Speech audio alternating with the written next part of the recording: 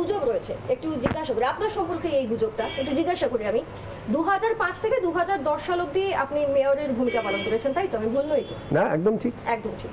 আচ্ছা, সেই সময় নাকি আপনি ওই জন্ম শংসাপত্রে দুর্নীতি কিছু করেছিলেন নাকি? এটা শোনার পর আমি বলেছিলাম যে এ নিয়ে যিনি অভিযোগ করছেন তিনি নিজে তদন্ত করবেন। আচ্ছা, তিনি নিজে তদন্ত করে একটা রিপোর্ট দেবেন, সেই রিপোর্টের ভিত্তিতে তাকে আমি এক হাঁড়ি রসগোল্লা খাওয়াবো। আচ্ছা, মানে এতটাই কনফিডেন্স আপনার? এবং আসলে দেখুন, ব্যাপারটা তো বুঝতে হবে, সেই জন্ম শংসাপত্রগুলো কাদের দেয়া হয়েছিল? আচ্ছা, দেওয়া হয়েছিল পথ শিশুদের, যাদের কোনো পরিচয় ছিল না। একটা কলকাতা পুরসভার পক্ষে একটা অত্যন্ত গুরুত্বপূর্ণ ঐতিহাসিক সিদ্ধান্ত।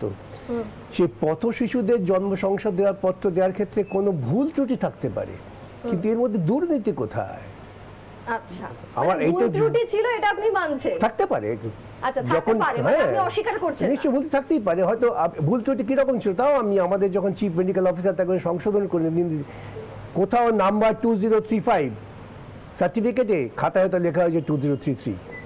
আচ্ছা, এবং ওরা তো চেষ্টাও করেছিলেন, আপনি আশ্চর্য হবেন না, ওরা কিন্তু আমার সময়সীমা শেষ হয়ে যাওয়ার পর যখন নির্বাচিত হলেন, ওরা একটা কমিশন বসিয়েছিলেন, জাস্টিস বিসি কমিশন।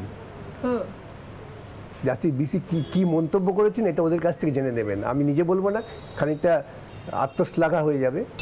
বেশ, এতক্ষণ তো আইনজীবী বিকাশ রঞ্জন ভট্টাচার্যের সঙ্গে কথা বলছিলাম, এবার একটু রাজনীতিবিদের কাছে আসি। এখন বিষয়টা হচ্ছে যে সামনে আরো একটা নির্বাচন।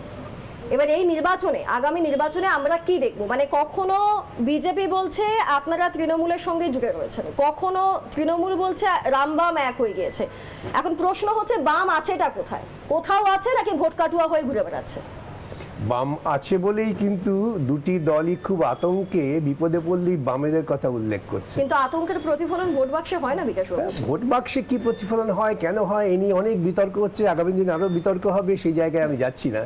কিন্তু বাস্তবত মাটিতে দাঁড়িয়ে এটা আজকে কেউই বামকে অস্বীকার করতে পারছেন না। কিন্তু রাজনৈতিকভাবে যদি আপনাদের অস্তিত্বটাই প্রমাণ করতে না পারেন, তাহলে তাদের ভয়ের আদৌ কতটা গুরুত্ব থাকে? সেটা তৃণমূল হোক, সেটা বিজেপি হোক, তাদের ভয়ের তো কোনো গুরুত্ব থাকে না, কারণ মানুষ ভোট দিচ্ছেন না আপনাদেরকে। তারা ভয়ে ভীত সন্ত্রস্ত বলেই তো কথায় কথায় বামেদের কথা বলছেন। বামেরা ভোট বাক্সে কত ভোট পেয়েছেন, কত ভোট পাবেন, এ তো ভবিষ্যতে গবেষণার বিষয়, কিন্তু বামেদের যে রাজনৈতিক অস্তিত্ব তারা তো অস্বীকার করতে পারছেন না। এবং আজকে দেখুন, বাস্তবত ভোট বাক্সে কী প্রতিফলন হবে, কীভাবে ভোট বাক্সে প্রতিফলন হয়, এ নিয়ে অনেক চর্চা হচ্ছে। যে সামাজিক যে কোনো সংকটে মানুষের জীবন জীবিকা, শিক্ষা, গৃহহীন মানুষের পক্ষে বাম ছাড়া কি আছে বলুন তো মাঠে ময়দানে? ও বেশ, মানে আপনার পয়েন্ট আমি মেনে নিলাম যুক্তির স্বার্থে, কিন্তু আমাকে একটা কথা বলে, আরো একটা গুজব রয়েছে জানেন তো বাবাদের সম্পর্কে। সেটা হচ্ছে যে বাম কখনো ঠিক সময় ঠিক সিদ্ধান্ত নিতে পারে না, ঠিক সময় ভুল সিদ্ধান্তটাই নেয়, এবং সেই কারণে রাজনৈতিকভাবে বারবার পিছিয়ে পড়ে। আপনি বলুন, যে ইন্ডি জোটটা রয়েছে, সেই ইন্ডি জোটটার আদৌ কি ভ্যালু রয়েছে? ভ্যালুটা বুঝতে গেলে আপনাকে বৃহত্তর সামাজিক প্রেক্ষিতটা বুঝতে হয়। প্রথমত ইন্ডি এই শব্দটার প্রতি আমার তীব্র আপত্তি আছে। আচ্ছা, এটা একটা দল, একটা গোষ্ঠী, তারা এইভাবে পরিহাস করার চেষ্টা করে।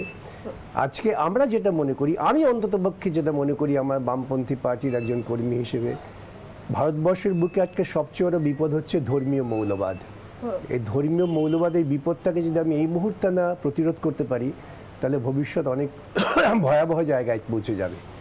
সেই ধর্মীয় মৌলবাদকে রক্ষা করতে গেলে পরে বামেদের নেতৃত্বে একটা বৃহত্তর গণতান্ত্রিক ঐক্য এবং জোট হওয়া দরকার। সেই প্রচেষ্টা চলছে।